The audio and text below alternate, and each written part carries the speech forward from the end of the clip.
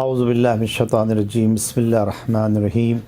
الحمدللہ رب العالمین والصلاة والسلام علی اشرف الانبیاء والمرسلین خاتم النبیین وبالقاسم محمد اما بعد فقد قال اللہ الحکیم فی کتابہ المبین وہو اصدق الصادقین وقول الحق بسم اللہ الرحمن الرحیم ادعونی استجب لکم صدق اللہ العلی العظیم۔ عزیزان گرامی، سب سے پہلے میں تمام بندگان خدا پوری کائنات کے اندر جو پروردگار عالم کے ماننے والے ہیں،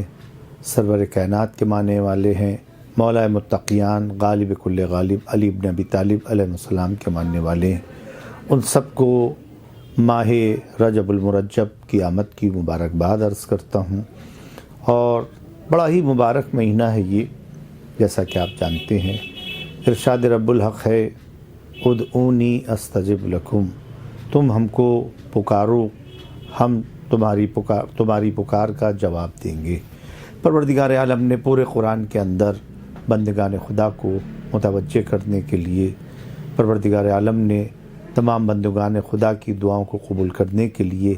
یہ مختلف اوقات بنائے ہیں، یہ مختلف مہینے بنائے ہیں، یہ مختلف گھڑیاں معین کی ہیں،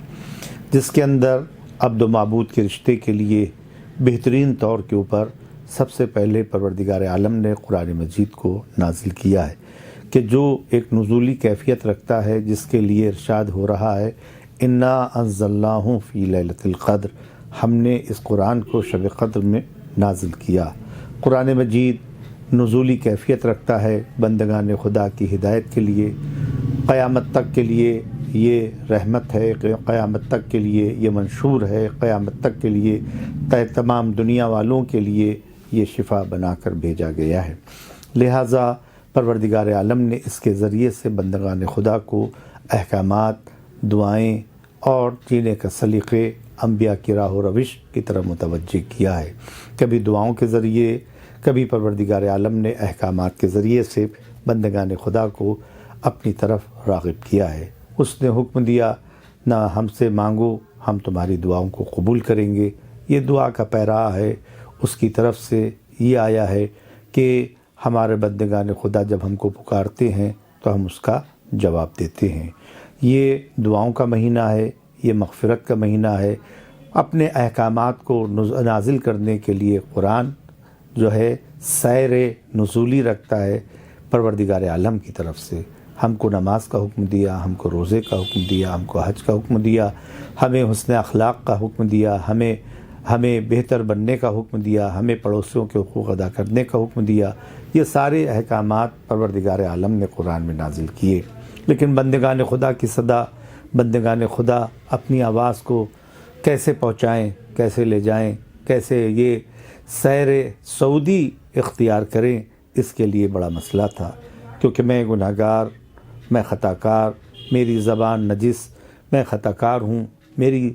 کیسے رسائی ہو سکتی اس بارگاہ تک، میری کیسے مناجات کے یہ الفاظ اس بارگاہ میں شرف قبولیت حاصل کر سکتے ہیں، کیونکہ میں بندے ناچیز، میری خطاؤں کا مجسم۔ اس لیے پروردگار عالم نے ائمہ معصومین علیہ السلام، انبیاء کی زبان کو سیر سعودی کا ذریعہ بنایا۔ انبیاء علیہ السلام کی دعائیں، معصومین علیہ السلام کی دعائیں، پنج در پاک کی دعائیں جو مختلف جگہوں کے اوپر آئی ہیں، کبھی جو ہے صحیفہ سجادیہ کی شکل میں ہیں، کبھی مولا کائنات کی جو مناجات ہے کہ جو آپ نے مسجد کوفہ میں پروردگار عالم عبد و معبود کے رشتے کو قائم کرنے کے لیے بہترین مناجات پائی جاتی ہے۔ اگر یہ انبیاء کی دعائیں نہ ہوتیں، یا معصومین کی دعائیں نہ ہوتیں، اور یہ مناجاتیں نہ ہوتیں، اور اگر یہ صحیفہ سجادیہ کا دعا مانگنے کا سلیقہ نہ ہوتا، ادھر سے تو احکامات آتے، ادھر سے تو حکم آتا، لیکن ادھر سے وہاں تک پہنچنے کا کوئی ذریعہ نظر نہ آتا۔ لیکن ائمہ معصومین علیہ السلام کا یہ لطف ہے، یہ کرم ہے کہ وہ آپ دیکھ رہے ہیں، ایسا محسوس ہوتا ہے کہ وہ دعاؤں کو قبول کرنے کے لیے جیسے یہ کہہ رہے میں خطا کار ہوں، میں گناہ گار ہوں، در حقیقت وہ تو معصوم ہے، ان سے کہاں خطا ہو سکتی ہے، ان سے کہاں مسٹیک ہو سکتی ہے۔ یہ ہمیں اور آپ کو ادب سکھانے کے لیے، ہمیں اور آپ کو دعاؤں کا سلیقہ سکھانے کے لیے اے معصومین و نبی جو ہوتے ہیں استغفار کرتے نظر آ رہے ہیں، توبہ کرتے نظر آ رہے ہیں بارگاہ الہی کے اندر۔ ہمیں اس سے اندازہ لگانا چاہیے کہ جب ایسی ہستیاں جو مقرب بارگاہ ہیں، جن کے صدقے میں اس کائنات کو خلق کیا گیا ہے، جب وہ اپنے کو اتنا کہا جائے اس طرح سے پیش کر رہی ہیں تو ہم گناہ گاروں کو کیسے پیش کرنا چاہیے؟ ہمیں پروردگار عالم کی بارگاہ میں کیسے حاضر ہونا چاہیے؟ یہ سلیقہ اگر سکھایا تو ائمہ معصومین علیہ السلام کی دعاؤں نے، مولا کائنات کی مناجات نے، امام زین العابدین علیہ السلام کی دعاؤں نے، کہ جو صحیفہ سجادیہ میں بہترین طور کے اوپر ہم کو یہ دعاؤں کا سلیقہ سکھایا گیا ہے۔ یہ دعاؤں کا مہینہ آ گیا، استغفار کا مہینہ آ گیا، جسے ہم اور آپ رجب المرجب کے نام سے جانتے ہیں۔ کتنا مبارک مہینہ ہے کہ جس کے لیے پروردگار عالم کہہ رہا ہے رجب ہمارا مہینہ ہے، اور شعبان رسول خدا کا مہینہ ہے، اور ماہ رمضان بندگان خدا کا مہینہ ہے۔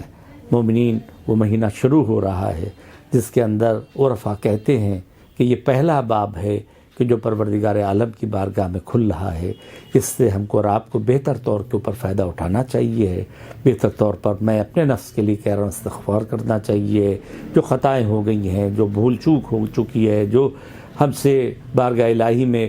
کوتاہیاں ہو گئی ہیں، اس کے لیے یہ باب کھل رہا ہے۔ اس کے اندر زیادہ سے زیادہ ہم استغفار کریں۔ ماہ رجب کے چاند دیکھنے کے بعد سے احکامات شروع ہو جاتے ہیں اور مناجاتوں کا دن شروع ہو جاتا ہے، جس کے اندر ہم دیکھ سکتے ہیں کہ پہلی رجب سے لے کر بہت سے ایسی دعائیں ہیں کہ جو مشترک دعائیں ہیں، جو پورے مہینے میں آپ کو پڑھنا ہے، مشترک ہیں، اور کچھ الگ الگ ہیں جو دنوں کے حساب سے ہیں۔ اس کی پہلی میں ہمارے اور آپ کے پانچویں امام محمد باقر علیہ السلام کی ولادت ہے۔ بڑی مبارک شب ہے اور بڑا ہی مبارک دن ہے کہ جب ہمارے اور آپ کے پانچویں امام تشریف لائے ہیں، جنہوں نے پوری دنیا کے اندر علم، اور پوری دنیا کے اندر آپ نے قرآن، اور پوری دنیا کے اندر رسول اللہ صلی اللہ علیہ وسلم کے اخلاق و کردار کو اپنے کردار میں پیش کر کے پوری دنیا کو بتایا کہ جب ہم ایسے ہیں تو ہمارے جد کیسے ہوں گے۔ اس لیے اس کے اندر بہت سی دعاؤں کی طرف، روزے کی طرف توجہ دی گئی ہے۔ خاص روزہ رکھنا اس کے اندر بڑی فضیلت کا حامل ہے۔ کم سے کم ہم کو نہیں کر سکتے، ہم رکھنے والے تو پورے رجب، شعبان، رمضان روزے رکھتے ہیں جو عارفان خدا ہیں، جو پروردگار عالم کے خاصان خدا ہیں، لیکن اگر ہم نہیں رکھ سکتے تو کم از کم 3 روزے، کم سے کم 1 روزہ ضرور رکھیں، تاکہ ہم پروردگار، جس نے 1 روزہ بھی رکھا وہ آتش جہنم سے آزاد ہو گیا، اور جس نے 3 روزے رکھے پروردگار عالم کی خوشنودگی کے لیے وہ جنت کا مستحق ہو گیا۔ جنت کی ایک نہر کا نام بھی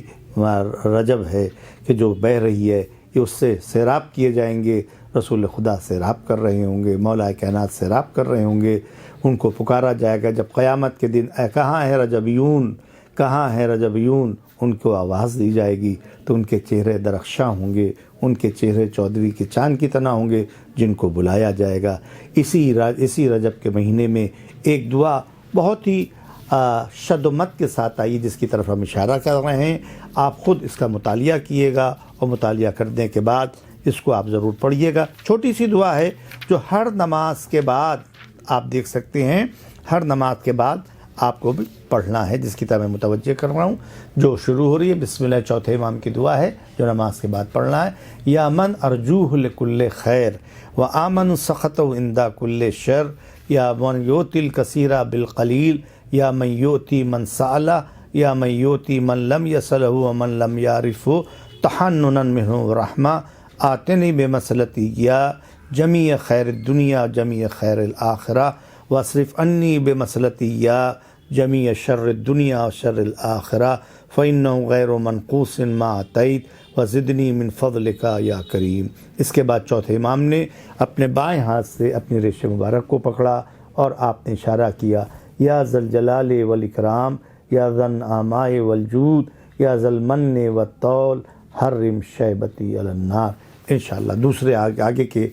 آپ سے جب بات ہوگی تو اس کا ترجمہ، اس کی تفسیر کی طرف مومنین کو میں متوجہ کروں گا۔ بہرحال پھر آپ کو مجدداً ماہ